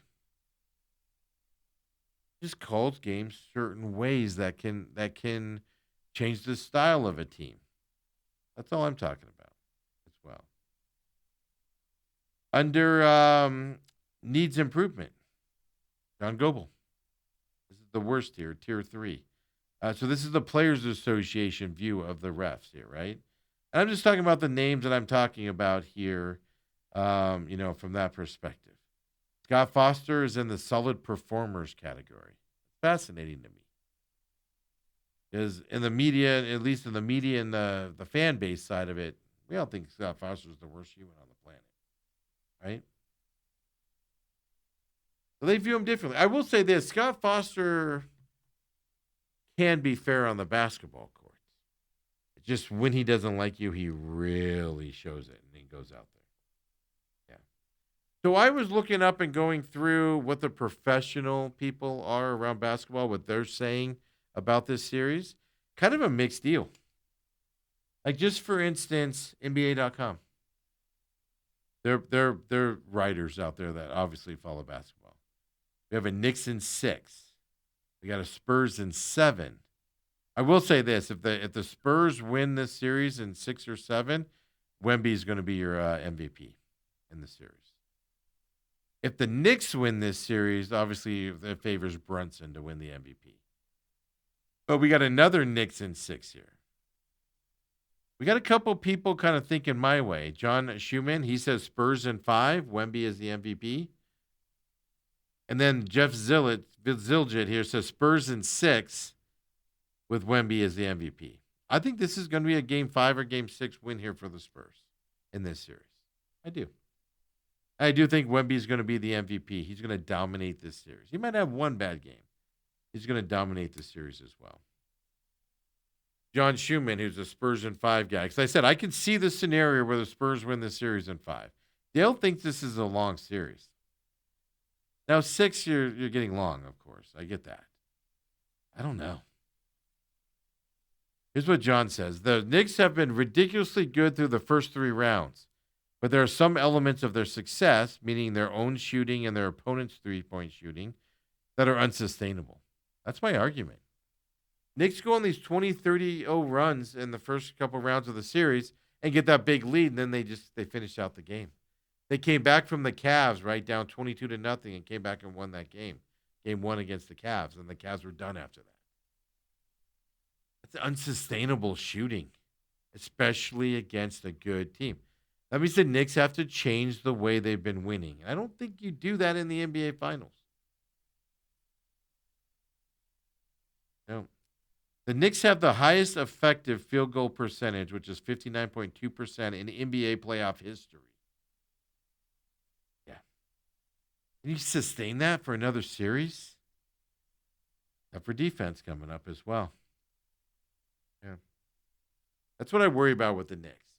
If they're not able to hit those threes and the Spurs don't try to match them and go in those 20-0 ruts, because they don't have to. They can just dump the ball down low, get some easy 2s to keep those big runs from happening, right? I think the Knicks are getting a lot of play, rightfully so, by the way. The Knicks are getting a lot of play because of the way they've come out of the East. Well, there's nobody in the East even close to the level of the Thunder or the Spurs. They're just 2 heads and heel teams above. So we'll see. I'm going to pick officially 5 Game 6 for the Spurs. Wemby's going to be the MVP. That's to me, he's going to dominate this series. Who's stopping him on the Knicks side? Who? Tell me. Love to hear it. So he's going to be the MVP. Now, I'm going to go 6 just because 5 to me, just out of respect for the Knicks and the way the NBA can screw this up. I'm gonna go Spurs in 6. Kicks off tonight for those of you able to watch it, depending on what service you have out there. From that perspective, I can't wait till tomorrow night and the hockey score again as well for the hockey game tomorrow night. I'm so excited for that as well. Robert says, I think the NFL just wanted to promote the Hammond Bears. Well, that's the other side of it. What is? Oh, I gotta rub my temples here. What is Chicago doing? I get it. They got tax base and they're literally saying Chicago is betting the Bears won't leave Chicago. They're abusing all of that stuff, saying, doesn't matter, you're not going to leave. You're going to do it. The Bears don't want to go to Hammond, Indiana. They don't. It's a bargaining chip.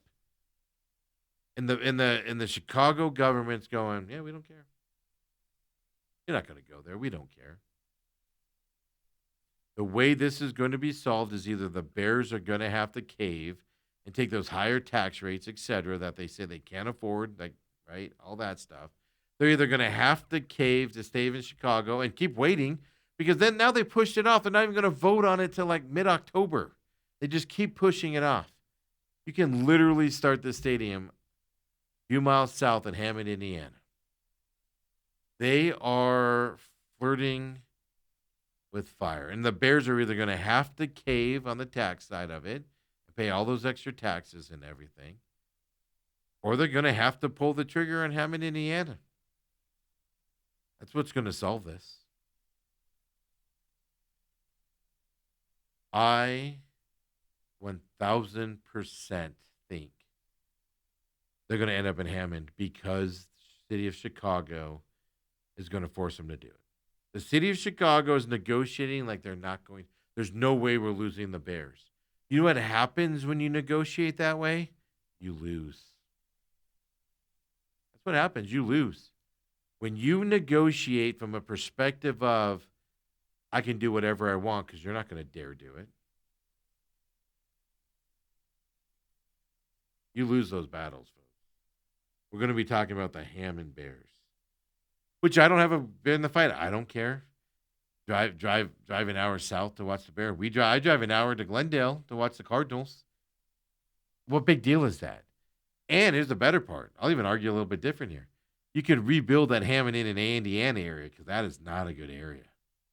You build a stadium down there, you're going to get all these new eateries, bars, restaurants, shopping plaza. People are going to want to move to that area, clean it all up and everything, get all those burned out places that have been abandoned with all the shattered. I know I'm speaking more of Gary, Indiana right now, but it's right there in that area. You can improve that area right down there. Bears don't want to do it, but the way Chicago's negotiating, they're just daring them to do it. I don't get it at all from that perspective. So yeah, so there you go. That is true. Bears in NFL doing that. Just whew. 2 teams in Indiana. Who will thunk it? It's either that or the Bears are going to have to seriously cave and take it in the shorts on the taxes and all the other stuff out there as well, right? From that side. I talked earlier, right? Marvin Harrison Jr., according to LaFleur, going to that X position. So he talks about it in terms of Devontae Adams. That's the role that he wants Marvin Harrison Jr. to have. Marvin Harrison Jr. is not a Devontae Adams type player. Michael Wilson taking the Z spot, which is like what Puka runs, stuff like that. And then he kind of said Kendrick Byrne. That was the other guy I was thinking about. He's more of the slot receiver. It's kind of how they're viewing the offense here coming up. I just wanted to go back to that because I found the information I was looking for there on the third receiver as we go. Really quick, last night was the NHL Finals game. Game 2 is tomorrow night as well. So I won't be able to talk to you about Game 2. I'll just tell you, put your money on Carolina Hurricanes tomorrow night, in my opinion. This is as much as a must-win game for Carolina as they've had. They've lost 2 games this whole playoffs. And I'm calling this a must-win game tomorrow night at home in Carolina for the Carolina Hurricanes. They cannot go back to Las Vegas down 0-2. They can't. They just can't. No chance they can do that. Must-win game for them. Hurricanes are minus 162 favorites right now tomorrow night. So I won't be able to talk to you about it. I do think Carolina wins game 2, evens it up. I wouldn't even be surprised if it's like a 5-2, 6-1, 6-3 type of game. It's not really a close game. And the only reason I say that is you can see kind of Vegas, like, let's just get home. We won our one game here. Let's move on. if you like the Hurricanes in this series, now's the time to jump on them, right? They were the favorites going into this series. I got the Knights at plus 230 to win this series when I placed that bet earlier this week. Right now, the Carolina Hurricanes are plus 130. So if you like Carolina to come back and win this series, get your money down on Carolina right now. Because they win game 2, that number's going to change again, right? And you're probably not going to see them as a plus number again unless it gets really squirrely as it goes on there in this series as well coming up. Hey, by the way, if you want to bet on next year's Stanley Cup champion, Carolina's plus 750 favorites for next year. Colorado Avalanche are plus 800. Knights are plus 850 from that perspective. So you want to already look ahead to next year. Before this Stanley Cup Stanley Cup is even hoisted, you can bet on next year as of right now as well. So tomorrow, Uncle Lou obviously will talk to you about college baseball and the super regionals coming up. Some interesting matchups there as well. Some SEC teams are going to get knocked out. He's going to talk to you about the NHL, of course, what's coming up. We'll see if he agrees with me. I know he liked Carolina in this series coming in. Kind of questioned it a little bit on my side of it. Doesn't mean lose wrong. Doesn't mean anything to that effect. I just have a couple issues there with Carolina on. They got past the point they couldn't get by, and they continue it here. They've had an easy playoff run. Kind of what I'm saying about the Knicks. Easy playoff run. Now they're playing a team that can play with them. How do you respond to that? I don't think you respond well because you've looked better than you probably are getting to this point. Second loss in the playoffs last night for Carolina. You've got to win game 2. Pressure's on you tomorrow night as well, of course. They'll talk a little bit about the Spurs Spurs tonight and that opening series coming that way. And, of course, UFC with them as well. So tune in tomorrow, 8 to 10 with Uncle Lou and Dale Hellestrae. 8 to 10, no McCollum on business, but pit stop coming up later today, folks. Tune in and catch that on demand, whether here at YouTube, TME Media AZ, or, of course, over on Rumble, rumble.com/user/TME Media over there as well. And appreciate you guys joining us here on this Wednesday. I'll see you guys on Friday. Dale and Uncle Lou got you tomorrow on this program, tomorrow on Thursday. So we'll see you then, and I'll see you on Friday myself, everybody. Have a great couple days. Give Lou and Dale a hard time. Have a great night, everybody.